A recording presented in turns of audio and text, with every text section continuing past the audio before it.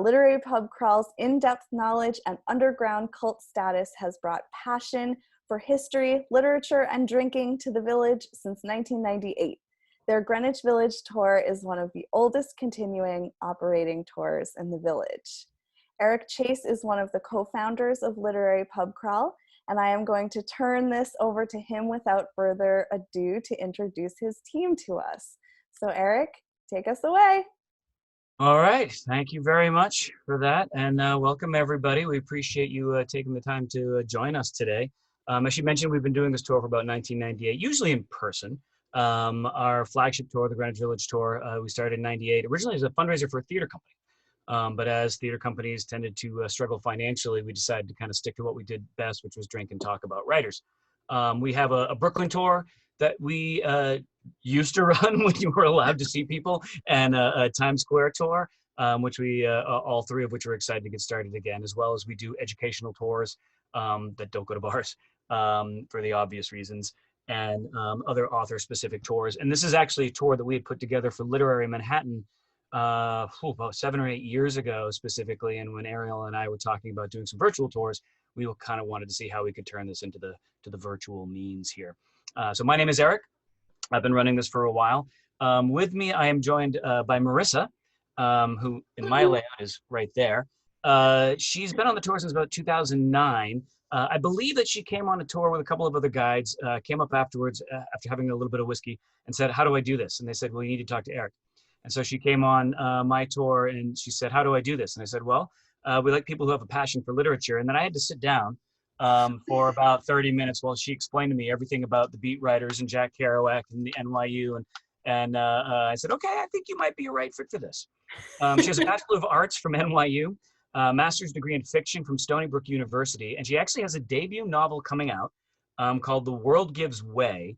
It's going to be published by Hatchet Orbit Publishing, scheduled for this fall.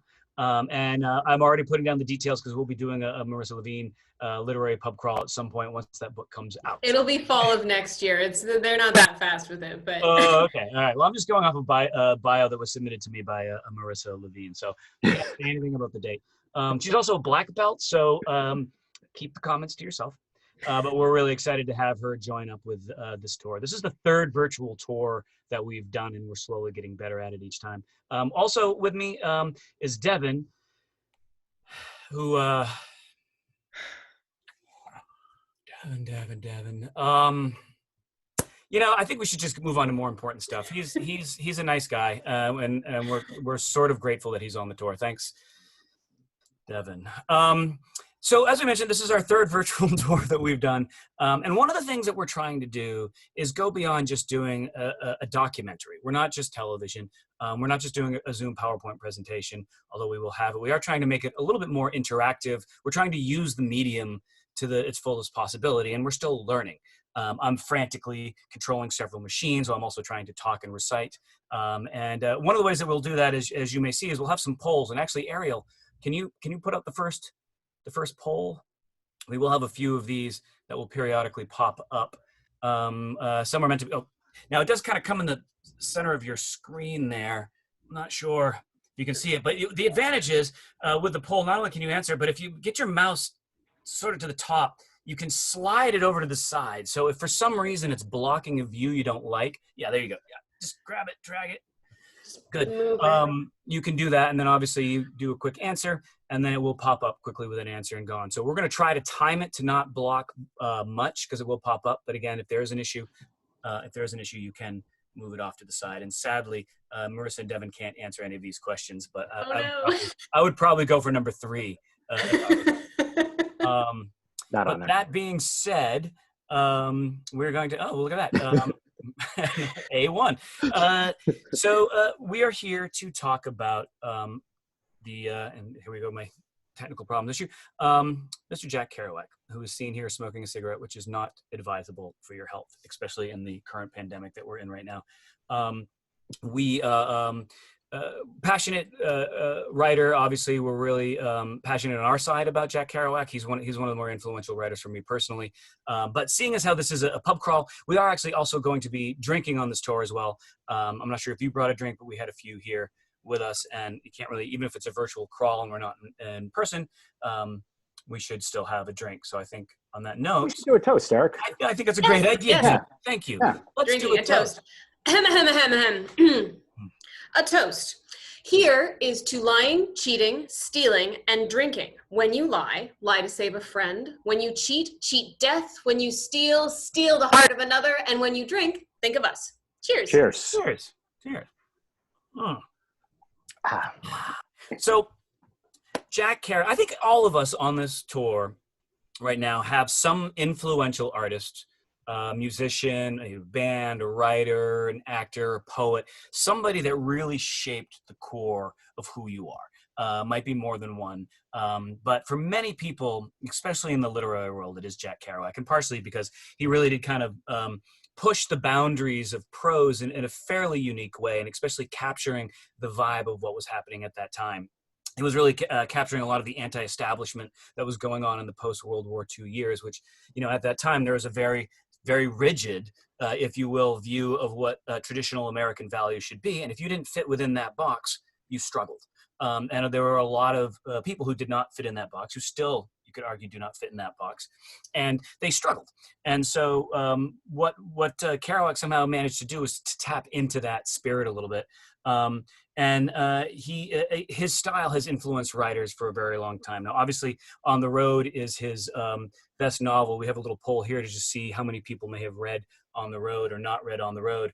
But it was kind of his sort of breakthrough novel. But it wasn't his first, and it certainly wasn't his best. It was his most influential, but there were several others that he had written beforehand. So much of what he worked on as himself and as an artist comes from a lot of his time that he spent in New York City, especially in the East Village and the West Village, also in San Francisco. And there may have been a few drug-addled months in Mexico or Tunisia that might have influenced a little bit, but mostly it's so much of it is New York City. And there's a great quote that we'll have Devin do from Lonesome Traveler about his feelings of New York City. So it goes, I settled down to long walks around beloved old Manhattan, a half-hour subway ride away. I've roamed the streets, the bridges, Times Square, cafeterias, the waterfront. I looked up all my poet beatnik friends and roamed with them. I had love affairs with girls in the village. I did everything with that great mad joy you get when you return to New York City. Jack Kerouac. As we said, obviously On the Road is his sort of a seminal novel, if you will. And in his style, he rarely went back to re-edit. And I think that's one of the things that becomes unique about that particular book and his books after that. He really felt like his artistic voice was where he was at that time when he was at the typewriter and what he was feeling. He likens it to a person in a bar who's telling a story. And at no point during this bar story does the storyteller stop and say, wait a minute, I'm going to go back. I think I could say that a little bit more eloquently. It's that moment in time that makes that story unique and lively. And for him, that was part of his art. Love it, hate it. Many people did both. But it did create those beatniks. It really influenced so many of those people here. This was a fun book jacket I found on the road.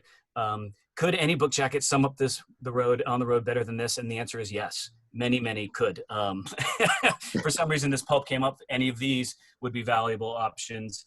And many of these. And, you know, he was so concerned about his voice that when he was typing out the original draft of On the Road, what became the final draft, he was concerned about the time it would take from paper to come in and out of the typewriter to change while he was typing. So he found a 120-foot long teletype roll that he fed in there so he wouldn't have to waste time, and allegedly wrote this over 3 weeks on a methamphetamine high. And this became known sort of as the scroll of On the Road. And there is an original version. This is obviously an artist depiction that we found falling from a very great height. But this is an actual real copy of the scroll. This scroll actually has the real names of the characters who he changed later on. And here he is looking at it very intently right now. But part of his influence comes from a friend of his who wrote him a letter one time while he was struggling for his voice.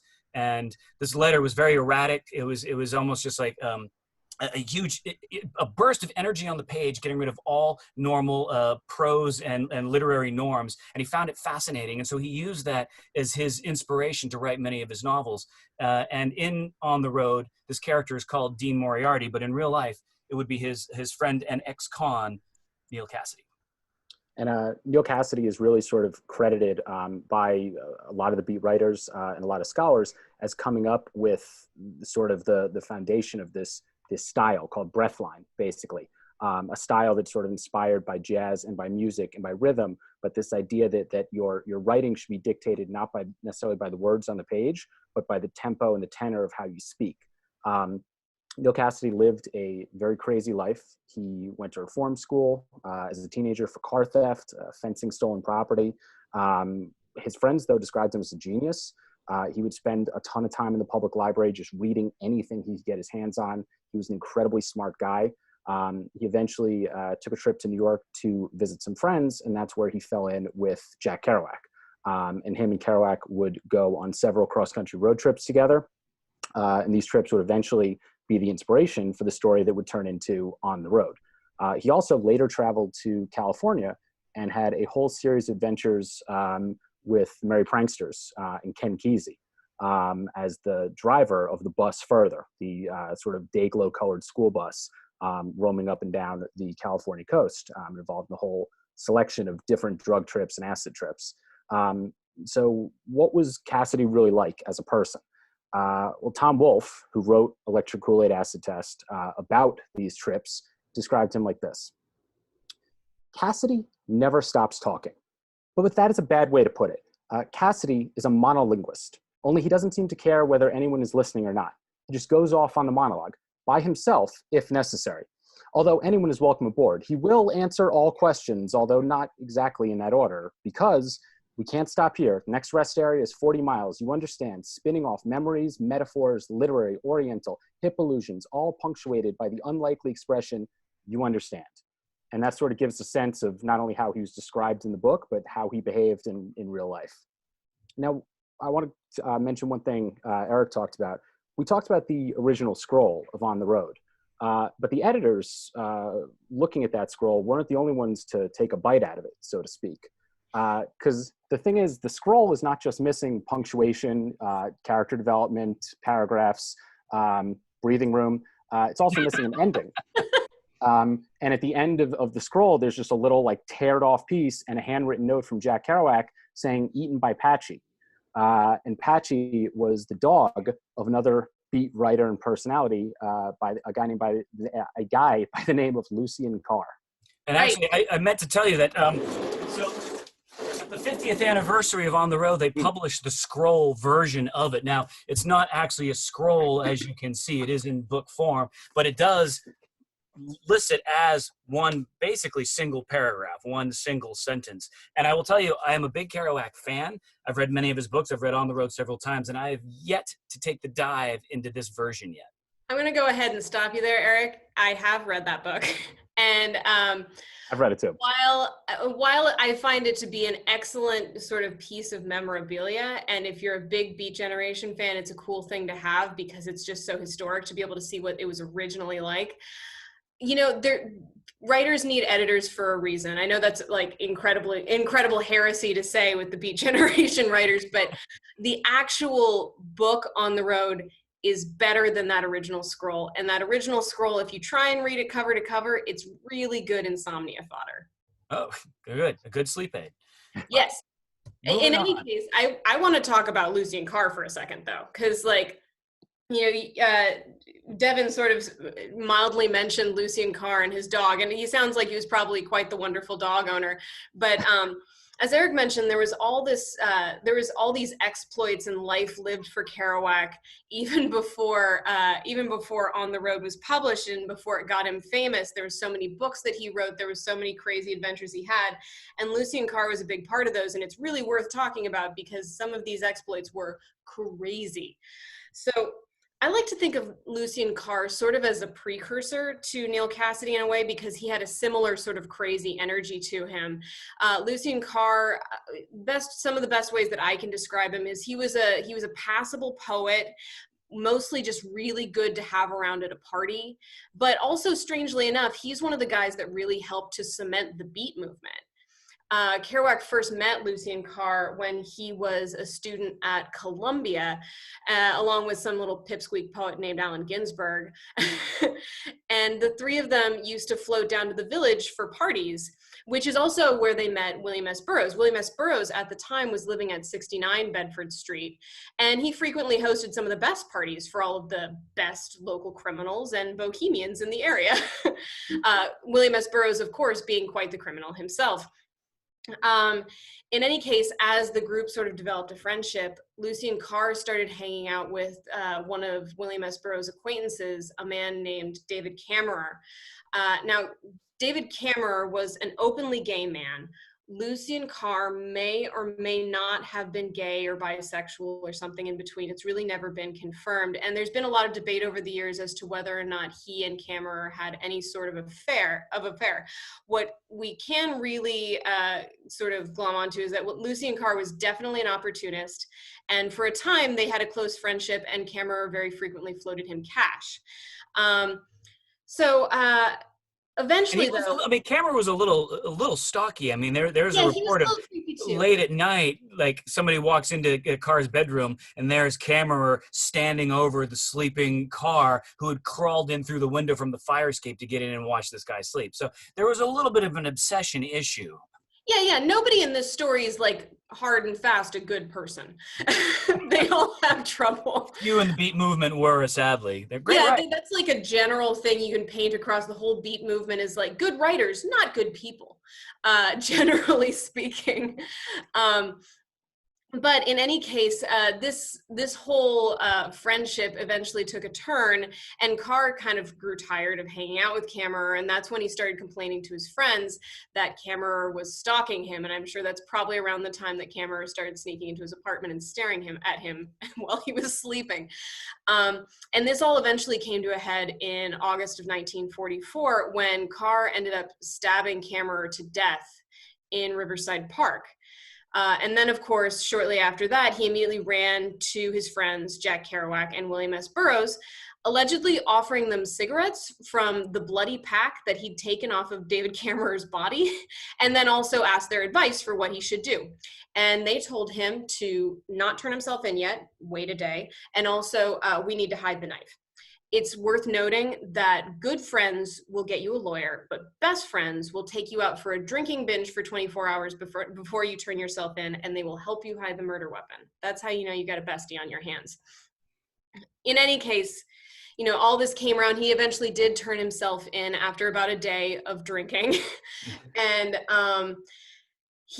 Carr ended up getting charged with second-degree murder, and William S. Burroughs and Kerouac, of course, got charged as accessories to that murder because, as I've mentioned, they helped him hide the knife. But also, funnily enough, they both just ended up getting off pretty light because Lucien Carr was able to easily claim self-defense on David Kammerer, and then they sort of let gay panic do the rest since Kammerer was well known as a gay man. This seems like a really weird thing to bond people together, but it sort of did. And New York Magazine eventually wrote up a piece on it calling it the murder that gave birth to the beats. My last favorite thing about this whole incident is that later Kerouac and Burroughs actually got together and they wrote a book chronicling this incident and discovered, and it was sort of just held off and hidden for a long time. It wasn't discovered until much later after their deaths. And my favorite thing about it is the title. It has one of those perfect, succinct titles that gives you the mood of the whole incident, gives you a sort of a concise picture of the whole scandal. It really just ties everything together. The title of the book was, "And the Hippos Were Boiled in Their Tanks." Admittedly, maybe not the best title. I'm also just going to throw it out there because I have read this book cover to cover, and it is absolutely fascinating if you're really, really into beat history, if it's something where you really are just interested in the characters, the people that were players in the whole scene, that whole thing. It's really, really fascinating to read. If you're just going there to pick up a book, it is not one of their best, and it might be up there for me with the original Scroll in terms of just good sleepy time fodder. You know, and it's interesting because the way Kerouac describes Lucian Carr and the day they spent sort of bar hopping is like he really does kind of capture that somber feeling of knowing like this is really Carr's last day of freedom for a very long time. Interesting side note: Lucian Carr's son would be Caleb Carr, writing of the Alienist series. That's right. But sorry, continuing on, Devin. Well, so what I was going to add was this whole crew of early beat writers and personalities really centered around Columbia University. But when the beats at this point in the 40s and 50s were not drinking around Columbia University, they were down at the Village. And one of the places that all of these beat writers that we talk about, and especially Kerouac, went was a tavern called the White Horse. It is a second oldest bar in New York City, a place we go to often on our tour when we could actually go out and socialize in the air. But Kerouac used to come here all the time, and there's a ton of fun drunken Kerouac stories at this bar. Kerouac and Lucian Carr once kidnapped a dog that belonged to a woman that Kerouac was dating at the time. So they kidnap this dog and they take the dog with them to the White Horse Tavern, where I think people were like, well, that's Jack Kerouac kidnapping a dog. Fine, that's a normal Saturday. And they left his girlfriend a note that said, help, I'm trapped in the White Horse, come rescue, as a way to sort of entice her to the bar to come drink.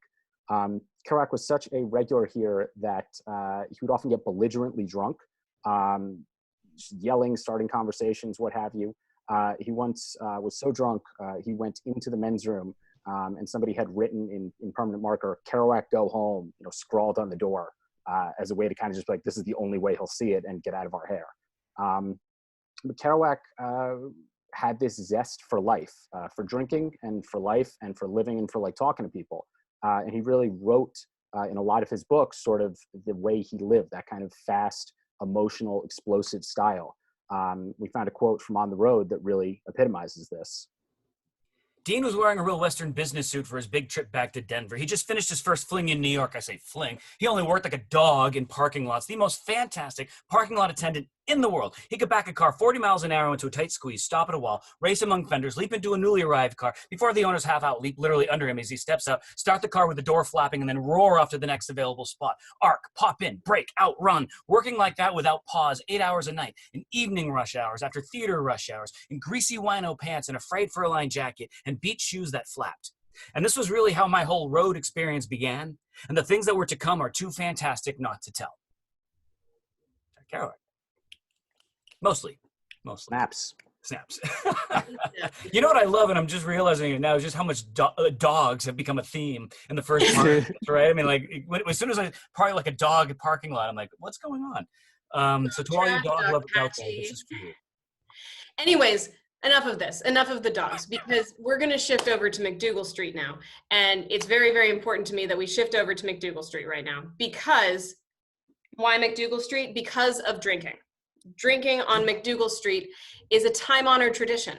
McDougal Street was the place to go if you wanted to get debauched, if you wanted to get messy, if you wanted to get good and properly drunk, so drunk that you end up making out with a stranger in the back corner of a bar that you will not remember the name of tomorrow. McDougal Street is the place for you. That is the type of situation you want to get yourself in.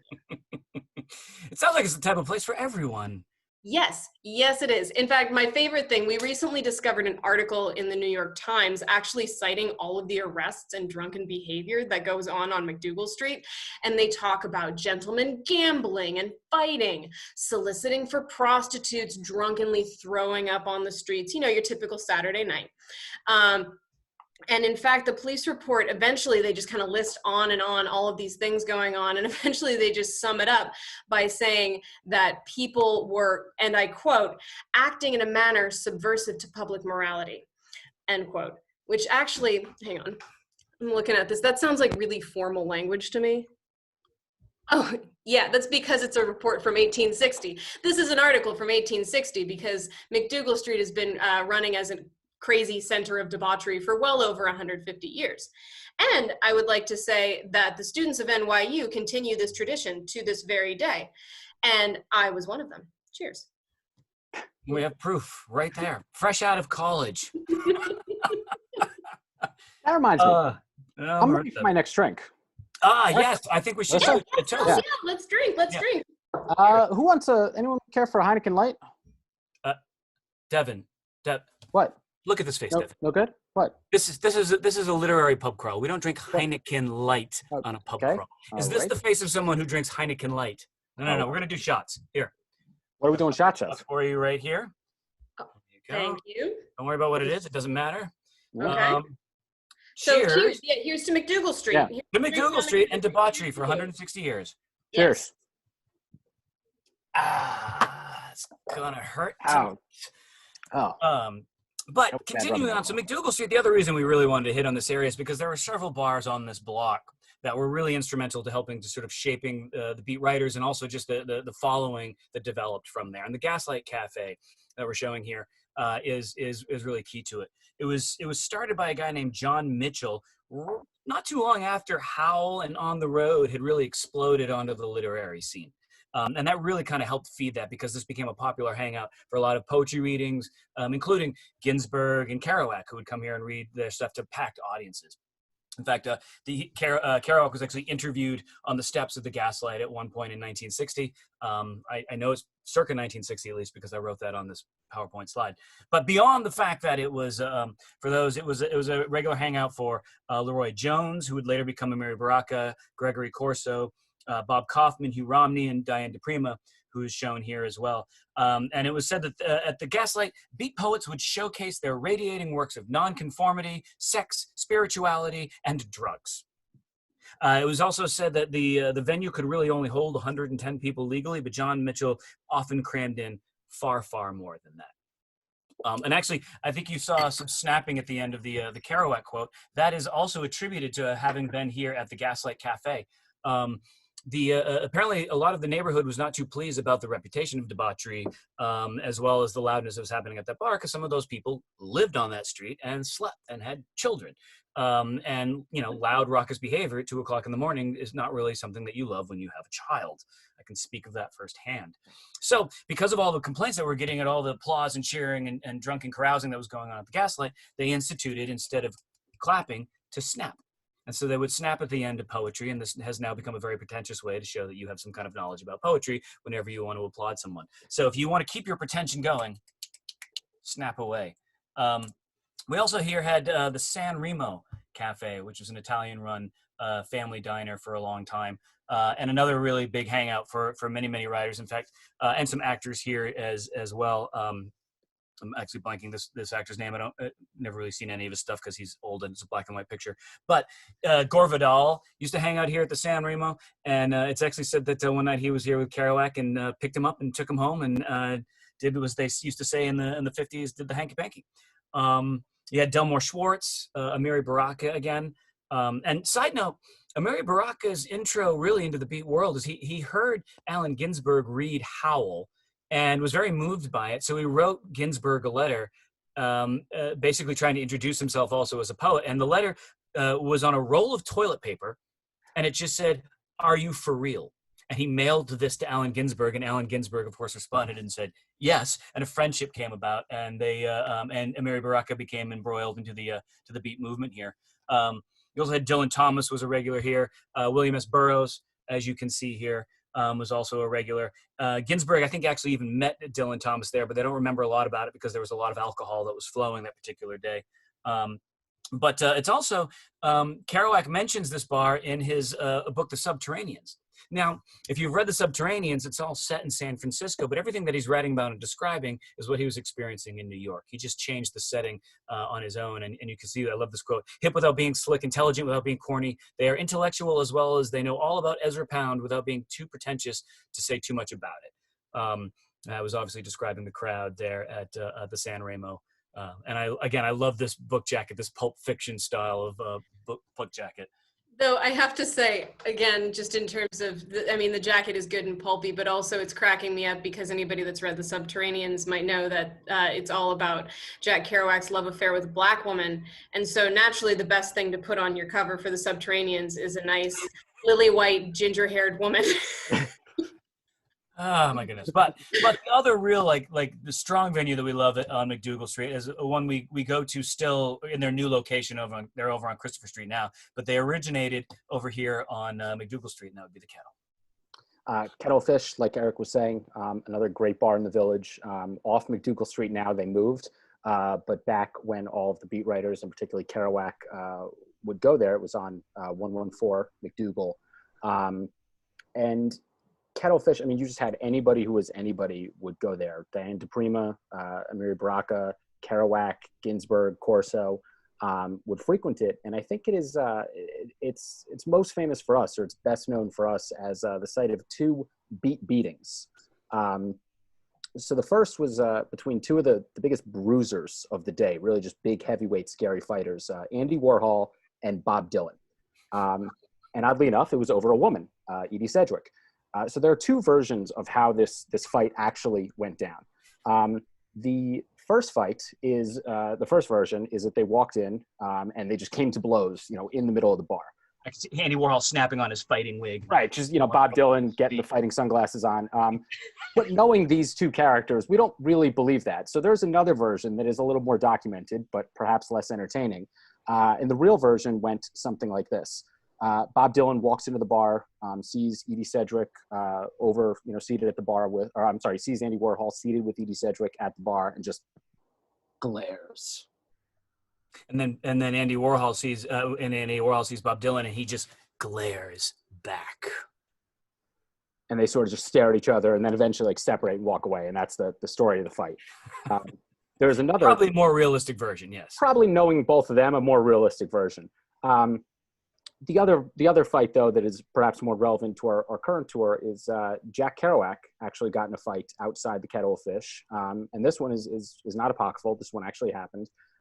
So Kerouac is there, and he's in Kettle. He's very drunk, and he decides to sort of start mouthing off to a bunch of 1950s furniture movers. And these are big guys who move sofas up and down 6th-floor walk-ups all the time. And they're kind of like, it's fine. But eventually, he's like, no, we're going to step outside. We're going to do this. And they go outside. But Kerouac was not alone. I don't want you to think he was a fool. He brought a backup. He brought Gregory Corso, the poet, who was perhaps 5'4" and 140 pounds soaking wet. And so begins on the street here, and it ends very quickly with Kerouac on the ground and being kicked repeatedly by one of these furniture movers, and Corso standing over him saying, "Stop! Stop! You'll kill him! Please stop!" Which not the worst thing to do in a fight, but really just not particularly helpful at that point.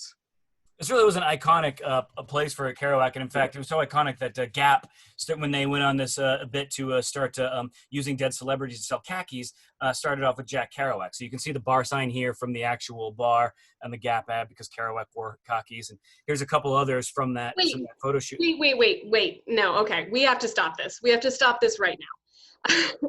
We need to look at these pictures a little bit more closely because that Gap ad is missing something very important. Okay, hold on. Let me do a little quick Google search here. File share. Are you looking for this picture? Joyce Johnson. Thank you. Yes, there is Joyce Johnson in that picture. Right there. Joyce Johnson got photoshopped out of the Gap ads, and I've been furious about it ever since because she's a very important figure, and she just gets photoshopped out because she's a lady. For those that might not know, Joyce Johnson, she was Joyce Glassman at the time, was one of the few female members of the Beat Generation. She was sidelined for quite a few years and just sort of called Jack's girlfriend the whole time, but she was an amazing writer in her own right. She was even there for Jack Kerouac's beatdown that Devin talked about at the Kettle of Fish. After the furniture movers got through with him, Corso dragged Kerouac to her apartment, hoping that she'd be able to stitch him up. And she, of course, took one look at his bloody, mashed up pulp of a face and said, "There's nothing I can do for this. We need to take that man to the hospital." And also, ladies, not for nothing, but Jack Kerouac and most of the Beat Generation are deceased now, and Joyce Johnson is one of the last living members of the Beat Generation, and she still writes to this very day. Her best-known work is probably Minor Characters. Wait. Minor Characters. Minor Characters, which is a memoir that she wrote. We just lost your volume, Marissa. I'm not sure what happened. Uh-oh. Oh, I we can gained hear it back. her. Yep, I can hear. Okay, that was weird. Anyways, her best known work is probably her memoir, Minor Characters. It's a memoir that she wrote about her time being in the Beat Generation. It's beautifully written. She talks about being a woman in that movement and how that was actually something kind of on the cusp of feminism rather than being a fully feminist time, because they didn't quite have the language yet for real feminism. But they did sort of pave the way for the next generation in the 60s. Well, really, here's the idea in her own words, just to give you a taste of the book. She says, repression breeds intensity. For me, the late 50s had a special intensity that has never been equaled since. The Beat movement lasted 5 years and caused many young men to go on the road in emulation of Jack Kerouac. Young women found the pursuit of freedom much more complicated. Nonetheless, it was my revolution. I didn't go anywhere. I just left my New York neighborhood where I'd grown up and moved much further downtown. I ended up accidentally with Kerouac in the center of the action, yet I always felt myself on the periphery. I was much more of an observer than I wanted to be. I didn't take notes, but I kept telling myself, remember this. She's an amazing figure, and like I said, she's living till this day. That's not her only book. She's written some really incredible novels, and actually she's written some really great critical pieces on Kerouac as well. One of the other major female members of the Beat Generation, since I'm now just up on the soapbox here, I'm just going to stay on it for a few minutes more, was, we previously talked about her just briefly, and you saw a picture flash through, was Diane DePrima, who, incidentally, ladies, is also still alive and well, and was the former poet laureate of San Francisco. And unlike Joyce Johnson, she actually had an easier time of it being recognized as a writer instead of just a girlfriend, for whatever reason, even though she actually still was also known to have the occasional fling with Kerouac and apparently even Ginsberg once. One of her most prominent partners, though, both romantically and in writing, was probably it was Amiri Baraka. In the 60s, they ran a really landmark, amazing literary magazine called The Floating Bear together, and that sort of brought them together and gave them quite a bit of literary fame. They were, while they were running it, they were living together at Cooper Square, and diagonally across the street was the Five Spot Cafe, which we want to call because not only was it a Beat hangout and a Kerouac hangout, but because jazz was so influential for so much of how Kerouac wrote. He was really moved by the improvisational style of the music, the erraticness to it, and just the energy and the beat to it. And some people always like to attribute the fact that Beat Generation is also talking about the beats of music and the beats of jazz. But the Five Spot was Ginsberg, Amiri Baraka, obviously would go there. Sometimes they'd go to McSorley's across the street first, wet their whistles, and then head over to the Five Spot. Charles Mingus, Thelonious Monk. This is actually Thelonious Monk here getting into his Bentley, or Rolls Royce, excuse me. And then you have Charles Mingus here. And John Coltrane, Shadow Wilson, Charles Mingus. Charles Mingus actually played the very last night that the Five Spot was at that location before it moved over to St. Mark's Place. And it did okay at St. Mark's Place, but really moving from Cooper Square almost kind of ended it. But Kerouac once said in The Lonesome Traveler, if you know the proprietor, you sit down at the table for free with a beer. But if you don't know him, you can sneak in and stand by the ventilator and listen. But the bar's soul food eatery of the same name still plays jazz, but it is not related to the original bar. There was another one like it. But that kind of leads us to poll 4. And also, Ariel had mentioned, and something we've thought about is sharing some of the writers' drinks and putting that together. So kind of at the last minute, I wanted to do a little bit of a mixology for you here. While the poll is there again, you can shift it out of the way. But we know that one of Kerouac's favorite drinks was a margarita. And we know if we went to bar, he just ordered it. But if he was at home, he probably had his own variation of how to make a margarita. So I want to teach you the Kerouac version of the margarita. So at least the way I see it. So I would say first, take notes if you want. This will be recorded, so you can go back through if you don't take good notes, because if it gets a little too complicated for you. But we start out with obviously a shot of tequila in a, doesn't have to be in a lovely literary pub crawl branded shot glass, but that is an option. Pour that into our rocks glass.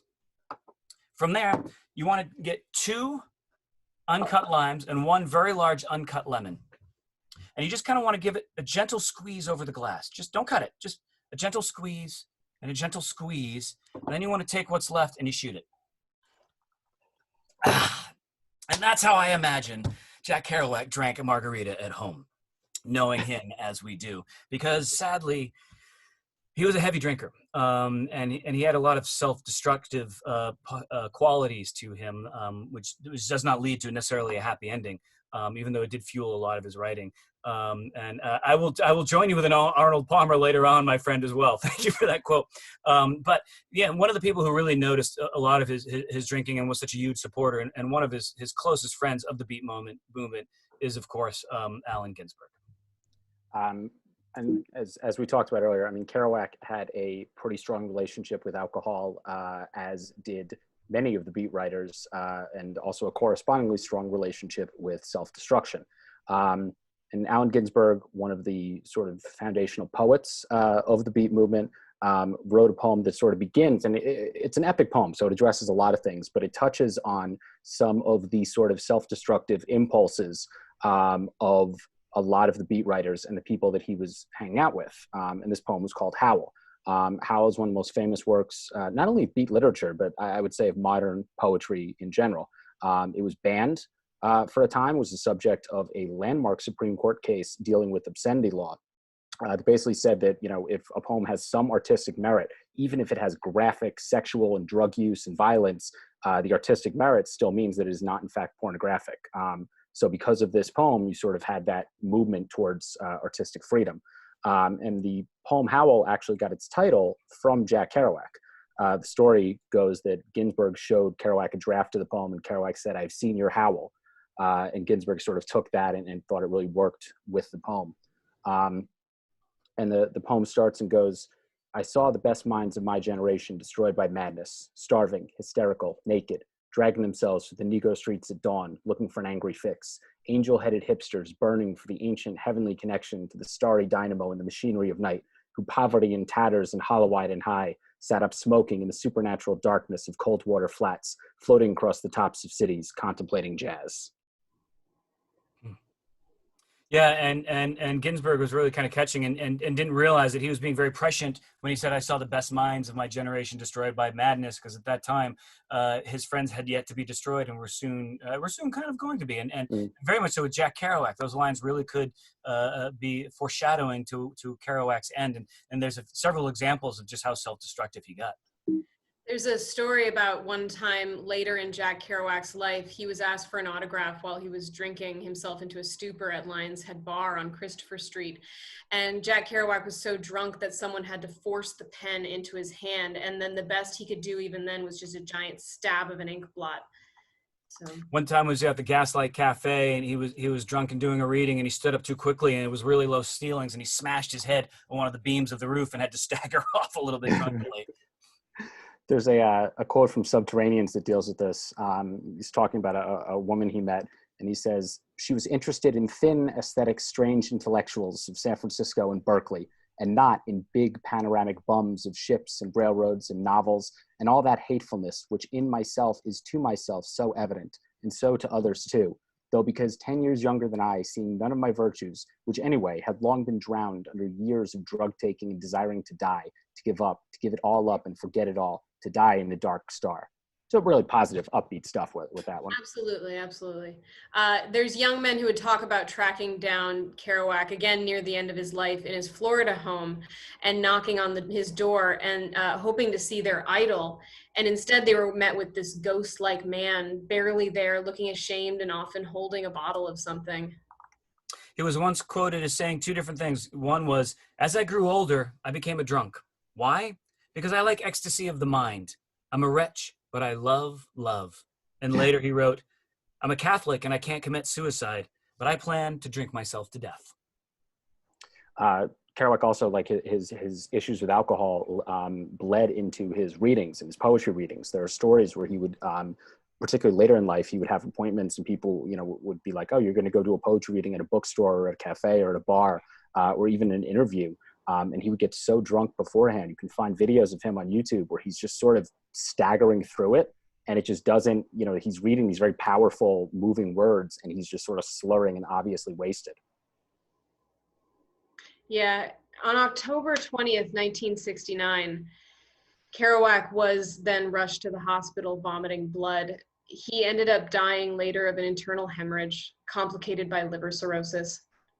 It really is a truly tragic end to a very flawed man who chased life a little too hard, who was disappointed in his own failings, but in spite of it all was truly beautiful and wrote beautiful things. Sometimes it's hard to separate the person from the artwork, and I think it's a struggle that we are constantly reminded of every day in our daily lives and in the news media. And he's one of those people, but he definitely left his mark and inspired a lot of people and struggled internally. And we want to end our segment with the last closing lines, which I'm going to read for you here from On the Road, which again has shaped so much of American literature. And inspired so many people to get into journalism and writing and poetry, and really trying to grasp on to that real spirit and music of life. And he ends the novel with the following. So in America, when the sun goes down and I sit on the old broken down river pier watching the long, long skies over New Jersey, and sense all that raw land that rolls in one unbelievable huge bulge over to the West Coast, and all that road going, all the people dreaming of the immensity of it. And in Iowa, I know by now the children must be crying in the land where they let the children cry. And tonight the stars will be out. And don't you know that God is Pooh Bear? The evening star must be drooping and shedding her sparkler dims on the prairie, which is just before the coming of complete night, and blesses the earth, darkens all the rivers, cups the peaks, and folds the final shore in. And nobody knows what's going to happen to anybody besides the forlorn rags of growing old. I think of Dean Moriarty. I even think of old Dean Moriarty, the father that we never found. I think of Dean Moriarty. And that was On the Road. And thank you. That is our portion. That is our material that we have. We'd love to take some questions. Obviously, we could barely touch upon the life of a very complicated man and all his participations in the village. We'd love to take what we can for questions right now. I do want to put this out here as well. You can follow us on Instagram, Twitter, and Facebook if you are of the social type. If you like the story, you can like us for real on social media. And you can also tip if you are able to. I think us, like many of you, are probably out of work in this current crisis that we're struggling through right now. And if you are not able to tip, obviously we fully understand, because like us, some of you are struggling in this time, but we hope that we had a little bit of a chance to bring together and entertain and I guess educate a little bit, but mostly entertain and share some of our passions for what we do.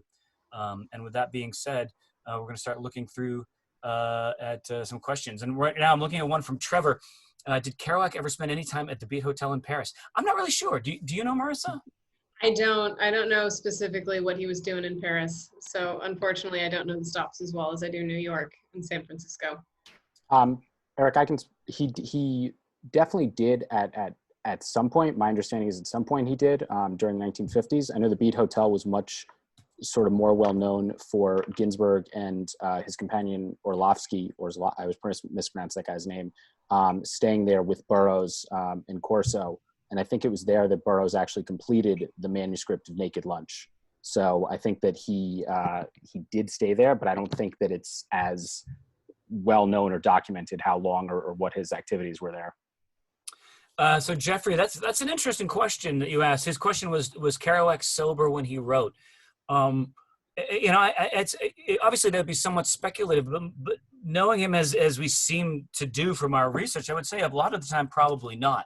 And it's something that you find very common with a lot of writers. Hemingway was the same way, and the two are often compared to each other a bit, that they would have a drink of some sort next to them while they were writing. And I think there's several reasons behind why that was. And part of it is that alcohol, it does break down the inhibitions. So at a certain stage where you're questioning, you're overthinking, because I'm sure like me, many of you overthink situations, and so you don't make a choice because you're overthinking it. And alcohol helps get rid of those inhibitions, and you're more likely to flow. I also think that the reason why a lot of writers are often heavy into drugs and alcohol are much in the same ways. If any of you ever kept a journal, I go back through my journals, and my journals are never long pages about how happy I am and content in my situation in life. Always, the breakup that I'm going through, the struggles or my frustrations or my pain or my anger, because these are emotions that we don't like. We don't like sitting and feeling those, and we need a way to get those out. And alcohol and writing are ways to get those out. And so my guess, Jeffrey, is that most likely he was probably had at least a couple of drinks. And Eric, if I can just add on to that also, while we don't necessarily know as much about him, I am going to dispute with you about Hemingway. Hemingway was very disciplined about his writing. He would write early in the morning.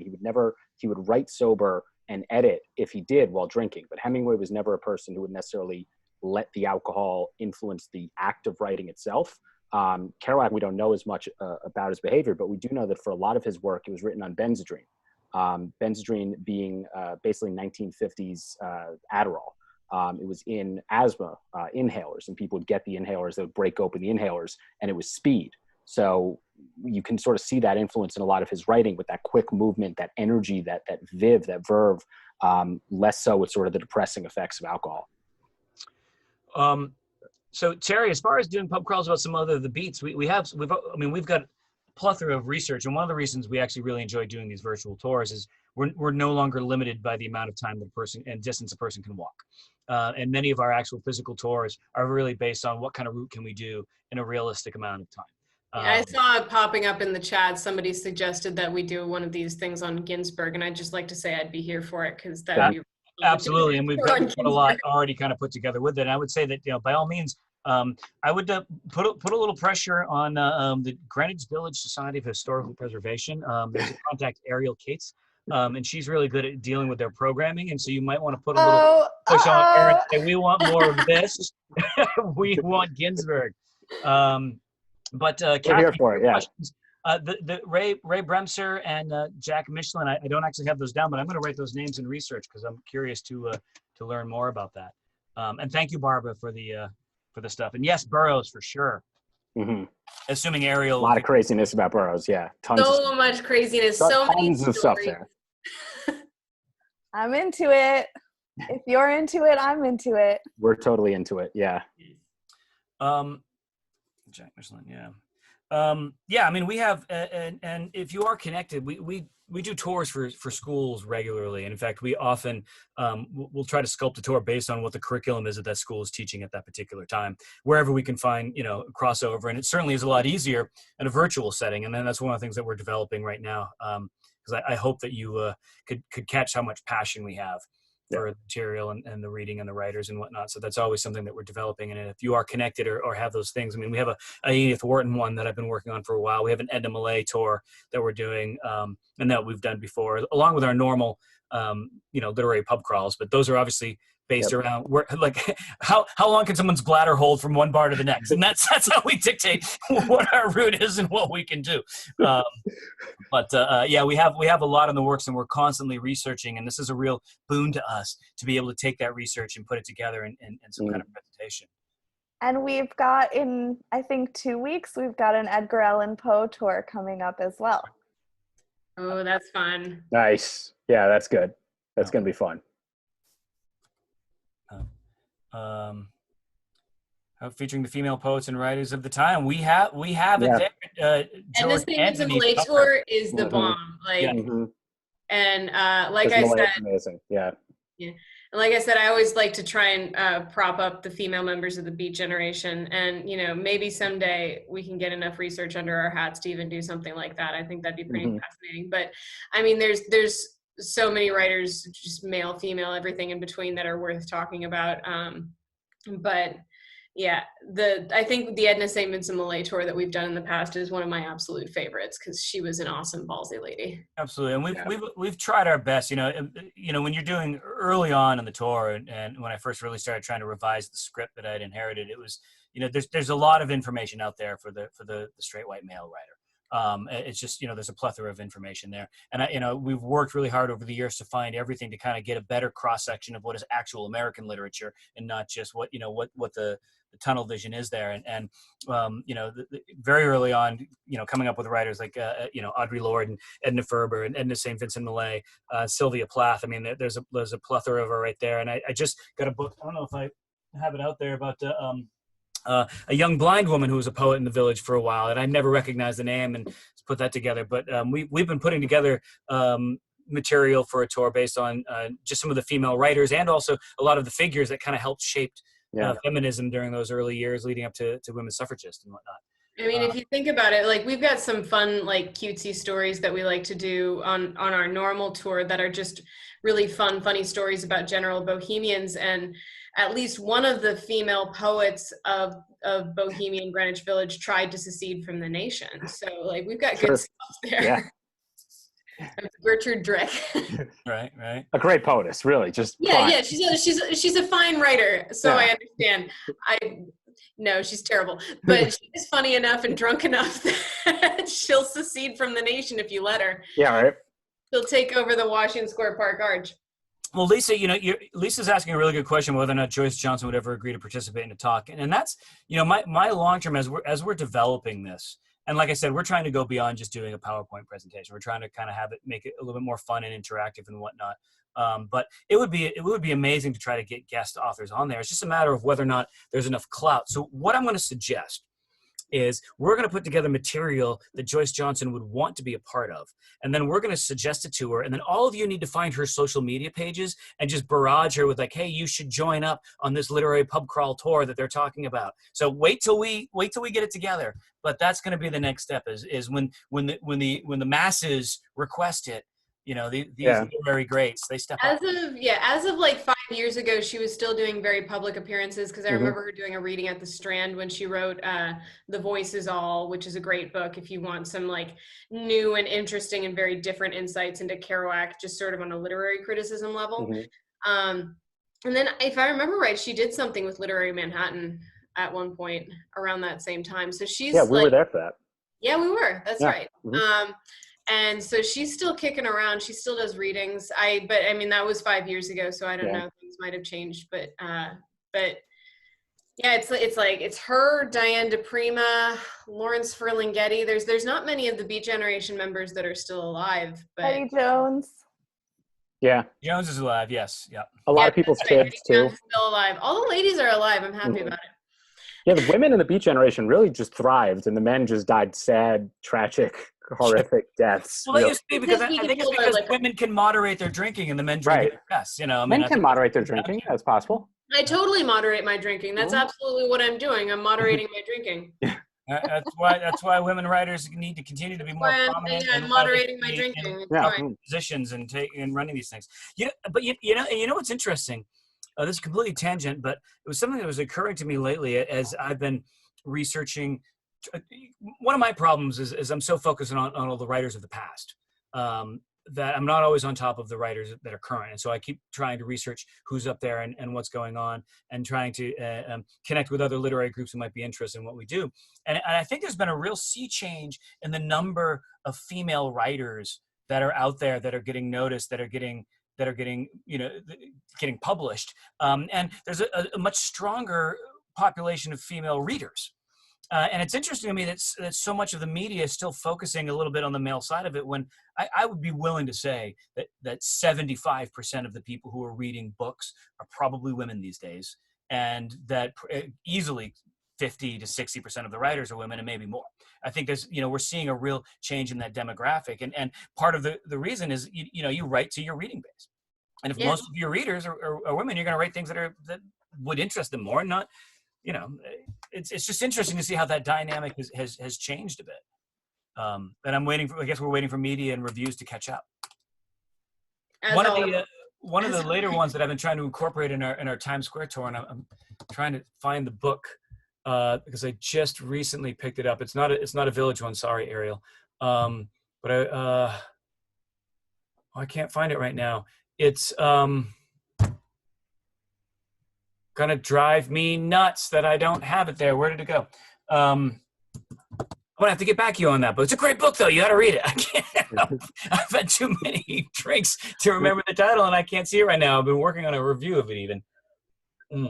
Karen mentioned that she was Manhattan Beach. Have always been more women than men. I'd say that's probably true, but like Eric was saying, the media just is really slow to highlight that. It makes it a bit more difficult when nobody will paint it as such. but well observed.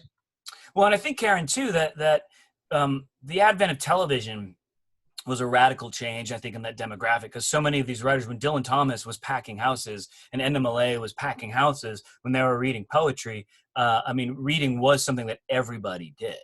And then when it started to become more hobby, then that demographic really did start to change. And I think you're right that probably it was even more populous than we realized. But you know, it's no longer the means of entertainment anymore. Now it's almost like we're trying to encourage people to keep it because we're seeing the results in our society when people read less, or at least that's my soapbox thought.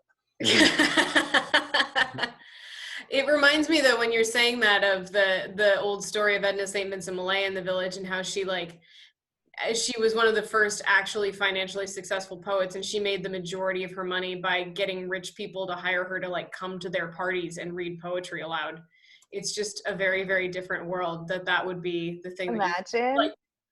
Yeah, exactly. That's their version of watching Keeping Up with the Kardashians is Edna St. Vincent Millay coming and reading somewhat salacious poetry at your party. Honestly, I would prefer that to watching Keeping Up with the Kardashians. Maybe oh my gosh, yes. Yeah. And capital A space capital R. Thank you for the kind comments. We appreciate it. We are trying hard to kind of mix it up. And Katerina, we definitely look forward to it. We're not going anywhere. Whatever the version is that comes out of this, you know, we'll be around and we'll be back. I can say for certainty that the people who are part of this company, I promise you we're not doing it for the money. Promise you.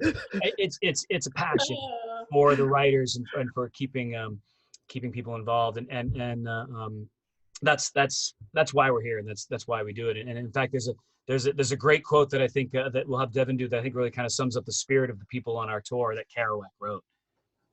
Oh no, Marissa, you were going to do this. Yeah. Sorry, Marissa. Sorry.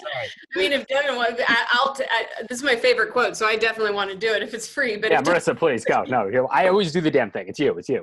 It's me. Okay. Yeah. Are we kicking that off now, or is there still more questions? No, do it. That's it. Okay, cool. So this is just the thing that I think sums up the tour best, and it's one of the most famous quotes from On the Road. It goes, "The only people for me are the mad ones, the ones who are mad to live, mad to talk, mad to be saved, desirous of everything at the same time, the ones who never yawn or say a commonplace thing, but burn, burn, burn like fabulous yellow Roman candles, exploding like spiders across the stars."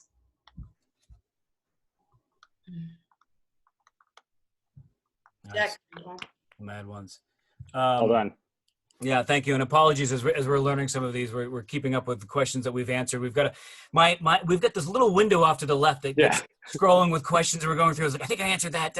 So apologies for anyone we did that, but and the whole questions dismissed thing. I was doing that because I thought dismissed meant that they were moved along and answered. So if we didn't get to a question, it did not mean that your question is bad. I am so sorry. Was not trying to say that. Devin, you drink Heineken Light and you dismiss questions. Light. This is what happened. This was the Heineken. I'm going to blame it on the Heineken Light, not the Zoom. This is what happens if you were drinking Jameson's like me. You'd be in a much better shape. Well, I finished the Heineken Light, so hopefully no more of that. No, it's been really interesting for us because this is the tech. I mean, this is technical. This is the first time. I mean, I'm gonna do something here. I'm gonna try. See video.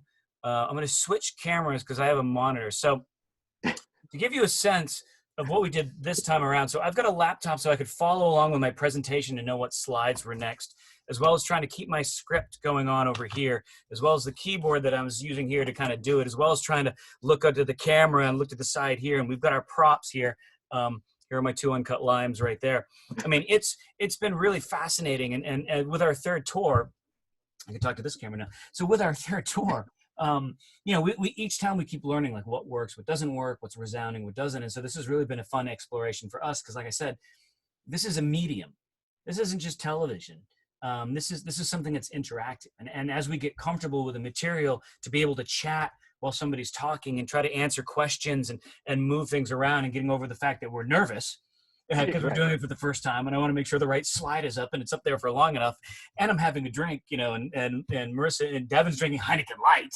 I mean, it's going on. It's been really fascinating to do that, but it is kind of our goals. We don't just want this to be a PowerPoint presentation. I mean, there's some fun to be had with this interactive ability here. Yeah. So apologies as we're kind of learning, but you know, I think I'm going to I am going to end the way I like to end all of my tours. And Ariel has heard this before, and she loves this poem. But I am going to do this because it is about the passion for us. And when people ask, like, why do we keep doing this, and why are we talking about writers that are no more? Why are we doing this virtually, and why are we trying so hard to keep telling some of these fun stories with a certain passion? And it's because we forget. We forget where we come from. We forget the writers that shape the lives we see every day. We forget so much of how much of our daily experiences were shaped by some of these people. And I don't think that there's a better clear example of that than a Greenwich Village poet who wrote a poem that you will soon recognize. And it starts, not like the brazen giant of Greek fame, with conquering limbs astride from land to land. Here at our sea-washed sunset gates shall stand a mighty woman with a torch, whose flame is the imprisoned lightning, and whose name, Mother of Exiles. From her beacon hand glows worldwide welcome. Her mild eyes command the air-bridged harbor that Twin Cities frame. Keep, ancient lambs, your storied pomp, cried she with silent lips. Give me your tired, your poor, your huddled masses yearning to breathe free. The wretched refuse of your teeming shores, send these, the tired, tempest-tossed to me. I lift my lamp beside the golden door. We forget, and I hope that on your tour today, we helped you remember. Thank you. Thank you guys so thank much you for all coming. so much, and thank you so much, everyone, for being here. And I do. And Ariel, thank you for organizing this. Oh my gosh, of course. It's a gift, and it's a pleasure. And I love Emma Lazarus. I love her as a villager. I love her poem on the Statue of Liberty. It's just yeah, it's a good reminder of why we're here, and why literature matters so much. Mm-hmm. So thank you all. I'm very grateful, and